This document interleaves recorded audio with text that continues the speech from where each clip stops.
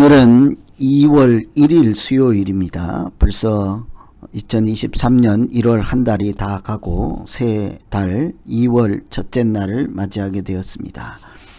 참 시간이 빨리 가고 무엇을 하는지 무엇을 했는지 또 무엇을 해야 인생을 잘 사는지 여러 가지 생각을 하게 되는 날입니다.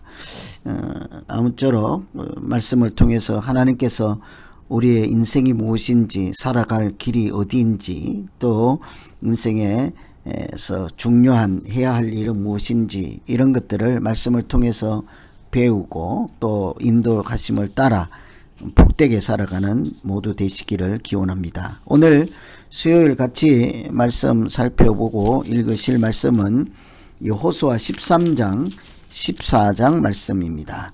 여호수아는 땅에 대한 말씀이죠. 가나안 땅에 들어가서 땅을 차지하고 또 땅을 나누고 그래서 전쟁을 해서 땅을 취득하고 또 그 취득한 땅을 나누는 이 땅에 대한 말씀입니다. 단순한 땅이 아니라 하나님 나라의 구성 요소로서 이렇게 사람과 땅과 주권과 이런 것이 다 어우러져서 하나님 나라를 경험하고 만들어가고 또 이루어가는 그런 말씀이기도 하죠. 민수기 특히 사람의 숫자니까 민수기를 거쳐서 출애굽, 민수기, 신명기를 거쳐서 하나님 나라 백성인 사람에게 초점이 많이 맞추어져 있다면 신명기는 땅에 대한 집중된 말씀이라 이렇게 구별해 볼 수 있겠습니다. 어쨌든 사람과 땅과 하나님과 이렇게 삼위일체가 되어서 하나님 나라를 세워가는 말씀이다. 큰 틀은 그런 말씀이죠. 오늘 13장은 12장까지는 땅을 정복하고 차지하는 내용이라면 13장부터는 분배하는 그런 과정입니다. 13장 1절에 보시면 여호수아가 나이가 많아 늙음에 여호와께서 그에게 이르시되 너는 나이가 많아 늙었고 얻을 땅이 매우 많이 남아있도다. 분배할 때예요. 그런데 나이가 많다고 합니다. 나이가 많다. 목숨 걸고 전쟁을 하고 겨우 땅을 다 얻었습니다. 그런데 뒤돌아보니 나이가 많아 다 늙어 있는 거죠. 마치 모세가 광야에서 40년을 세월을 보내고 약속의 땅 바로 앞에 섰더니 어떻습니까? 그 땅을 바라만 보고 들어갈 수가 없지 않았습니까?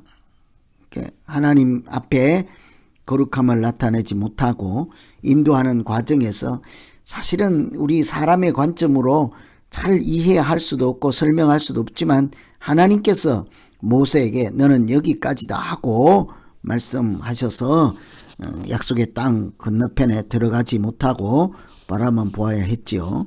그렇다고 해서 모세가 예를 들어서 지옥에 갔다거나 천국에 들어가지 못했다라고 생각하는 것은 잘못된 판단이죠. 제가 늘 모세와 관련해서 가나안 땅에 들어가지 못한 것을 사람들이 비난하고 정죄하는 것, 심판하는 말씀 가운데 예수님께서 변화산성에 모세가 함께 등장해서 대화하고 말씀 나누는 장면을 같이 생각하라 이렇게 권면을 해드렸습니다.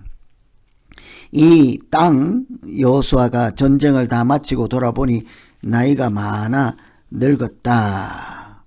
그런데 계속 싸우거나 계속 싸우라.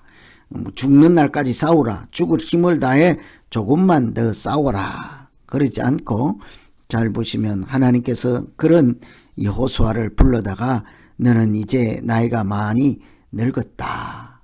그러니 이제 이 땅을 이렇게 나누어 주라. 더 싸우라고 말하지 않습니다. 뿐만 아니라 6절에 보시면 내가 쫓아낼 것이다 라고 하죠. 너는 이제 늙었다. 하나님이 내가 이제 전쟁을 해서 뒷정리를 할 것이므로 너는 지금까지의 수고한 그 땅을 사람들에게 나누어 주라. 어쩌면 농인이 된 여호수아가 들을 때에는 우리가 듣는 심정하고 다를 것입니다. 눈물겨운 이야기라고 할 수 있겠죠. 뭐 예를 들면 끝까지 싸우라든지 죽을 때까지 계속 전쟁을 하라든지 그런 얘기가 아니라 지금까지 고생했다, 수고했다, 여기까지도 참 잘했다, 이제 내가 준 은혜를 사람들과 나누라. 이 얼마나 감동적인 말씀이겠습니까? 너는 이제 나이가 많다. 아주 그렇지만 이제 이 땅을 사람들에게 나누어서 행복하게 그들이 살게 해주라. 하나님의 칭찬이라 할 수 있겠죠. 계속 싸우다 죽으라고 하는 하나님이 아니라는 거예요. 은혜를 누릴 시점, 하나님 나라를 이렇게 같이 누릴 시점이 된 것이죠. 그런데 참 하나님께서 아직 내가 쫓아낼 것이라 하고 대신 일을 해주시고 역사하시는 하나님 앞에 우리가 어떤 자세로 믿음 생활을 해야 할지를 참 많이 생각하게 하는 말씀입니다. 땅을 주시는 분은 하나님이시라는 말씀도 같이 새겨보아야 하겠죠. 아직 여호수아가 지금까지 했던 그 땅만 아니라 앞으로 하나님께서 남은 땅까지 스스로 직접 싸우시고 앞장서서 그 땅을 하나님 사랑하는 백성들에게 줄 것이라는 약속의 말씀도 눈여겨보아야 할 것입니다.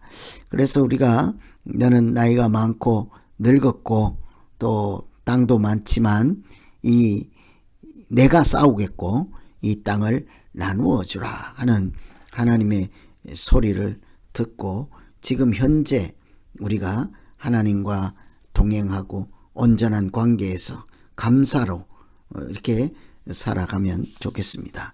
두 번째 한번 눈여겨볼 것은 너는 나이가 많다 하는데 또 한 가지는 아직 많은 것이 또 하나 있죠. 남아있는 땅도 많다는 거예요. 좀 맞지는 않죠. 나이가 많다는 것은 할 수 없다는 얘기고 아주 정복해야 될 땅은 많다 하니까 대조적인 장면입니다. 얻을 땅이 매우 많이 남아있도다. 그런데 나누어 주라 하잖아요. 하나님은 처음부터 땅을 다 정복하고 이제 교통정리가 다 되었으니 이제 나누어 주라 하지 않습니다. 아직 다 차지하지도 않은, 쉽게 말하면 전쟁이 끝나지도 않은 상태에서 사람들에게 땅을 나누어 주라 하는 거예요. 무슨 의미가 들어있겠습니까? 차지할 목표를 다시 설정하는 것이고 그 땅을 차지하기 위해서 전쟁도 계속 해야 한다. 계속적인 싸움, 도전 가운데 이 땅에서 살아내야 한다는 것이죠. 이처럼 신앙생활, 믿음생활은 어쩌면 계속적인 전쟁 진행형이라 할 수 있겠습니다. 영적인 싸움이 계속 일어나는 것이 믿음생활이지 않겠습니까? 하나님의 인도하심으로, 하나님의 은혜로 우리가 지금 여기까지 와 있지만 그러나 앞으로 가야 하는 땅이 아직 많이 남아있죠. 살아내야 하는 영적인 삶이 많이 남아있죠. 그러나 순탄한 인생이 아니라 계속 악한 영과 사탄과 싸우며 영적인 전쟁을 하며 전진해 나가야 하는 것이 믿음 생활이라 하겠습니다. 그리스도인은 그래서 그저 은혜만 누리는 사람이 아니라 계속적으로 도전에 직면하고 싸워가는 사람이라 할 수 있겠습니다. 그것은 칼과 무기로 하는 싸움이 아니라 영적인 믿음으로 하는 싸움이죠. 그래서 우리가 늘 믿음 생활이라고 하는 것은 여호수아를 통해서 약속의 땅 안에 들어가서 그 안에서 하나님과 더불어 살아가는 그런 아름다운 장면만 생각할 수 있지만 사실은 계속 그 땅을 가기까지 또 가서 또 땅을 차지하고 난 다음에도 계속 연속될 진행될 영적인 싸움을 각오하고 어쩌면 그 영적인 싸움을 싸우는 그 자체가 신앙생활이라 할 수 있겠습니다. 그래서 우리는 늘 긴장감을 놓지 않고 영적인 긴장감을 가지고 하나님과 함께 나아가는 믿음 생활 가운데 하나님께서 이기게 하시고 지키시는 은혜도 누리며 또 우리가 스스로 그 악한 영과 새 속에 물들지 않기 위해서 계속적으로 각성해 있고 또 싸워나가는 그런 건강한 믿음의 사람들이 다 되기를 기원합니다. 오늘 13장에 땅을 나누어 주는 서론으로서 나이 많고 또 아직 차지할 땅이 많다. 그러나 내가 그들을 쫓아낼 것이며 너는 이 땅을 나누어 주라. 다 정복하지도 않은 그 순간에 벌써 나이 많은 여호수아에게 땅을 나누어 주라. 이렇게 말씀하시는 하나님의 은총과 사랑을 같이 느끼면서 읽어보시면 되겠습니다. 그 다음에 8절부터 33절에는 요단강 동쪽 편의 땅을 미리 나누어 주었던 그 말씀을 반복하고 있죠.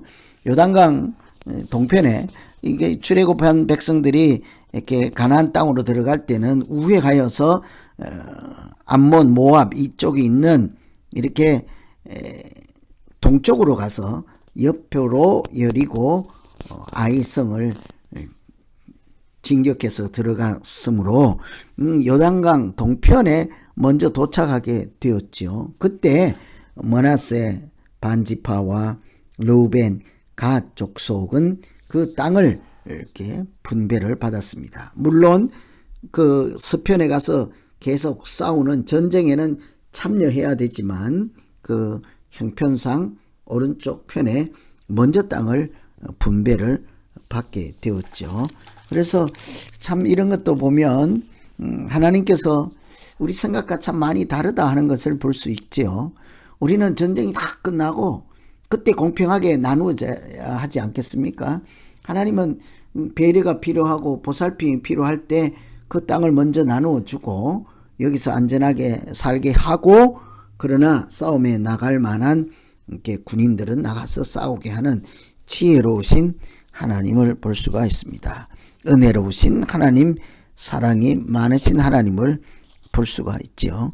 14장은 특별히 갈렙 유다 지파와 땅을 나누어 주는 것이죠. 특별히 갈렙에게 집중해서 말씀을 다루고 있는 것을 볼 수 있습니다.